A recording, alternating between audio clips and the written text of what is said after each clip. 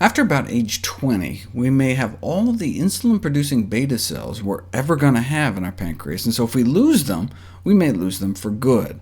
Autopsy studies show that by the time type 2 diabetes is diagnosed, we may have already killed off half of our beta cells.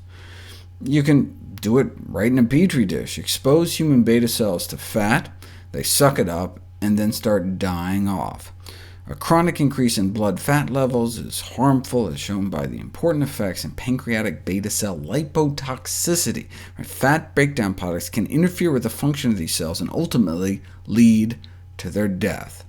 And not just any fat, saturated fat. The predominant fat in olives, nuts, and avocados gives you a tiny bump in death protein 5, but saturated fat really ramps up this contributor to beta cell death. Saturated fats are harmful to beta cells, harmful to the insulin-producing cells in our pancreas, cholesterol too. The uptake of bad cholesterol, LDL, can cause beta cell death as a result of free radical formation. So, diets rich in saturated fats not only cause obesity and insulin resistance, but the increased levels of circulating free fats in the blood, called NEFAs, non-esterified fatty acids, causes beta cell death, and may thus contribute to progressive beta cell loss in type 2 diabetes. And this isn't just based on test tube studies. If you infuse fat into people's bloodstream, you can directly impair pancreatic beta cell function, and the same when we ingest it. Type 2 diabetes is characterized by defects in both insulin secretion and insulin action, and saturated fat appears to impair both. Researchers showed saturated fat ingestion reduces insulin sensitivity within hours. But these were non-diabetics, so their pancreas should have been able to boost insulin secretion to match, but insulin secretion failed to compensate for insulin resistance in subjects who ingested the saturated fat, and this implies the saturated fat impaired beta cell function as well, again just within hours after going into our mouth. So, increased consumption of saturated fats has a powerful short and long-term effect on insulin action, contributing to the dysfunction and death of pancreatic beta cells in diabetes.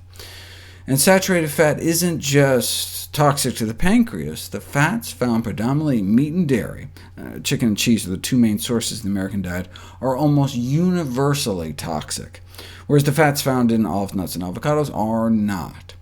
Saturated fat has been found to be particularly toxic to liver cells in the formation of fatty liver disease. You expose human liver cells to plant fat, and nothing happens. Expose liver cells to animal fat, and a third of them die. This may explain why higher intakes of saturated fat and cholesterol are associated with non-alcoholic fatty liver disease. By cutting down on saturated fat consumption, we may be able to help interrupt this process. Decreasing saturated fat intake may help bring down the need for all that excess insulin. So either being fat or eating saturated fat can both cause that excess insulin in the blood. The effect of reducing dietary saturated fat intake on insulin levels is substantial, regardless of how much belly fat we have.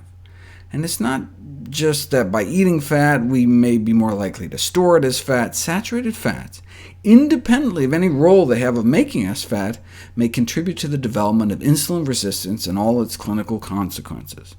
After controlling for weight and alcohol and smoking and exercise and family history, diabetes incidence was significantly associated with the proportion of saturated fat in our blood. So what causes diabetes? The consumption of too many calories rich in saturated fats. Now, just like everyone who smokes doesn't develop lung cancer, everyone that eats a lot of saturated fat doesn't develop diabetes. There's a genetic component. But just like smoking can be said to cause lung cancer, high-calorie diets rich in saturated fats is currently considered the cause of type 2 diabetes.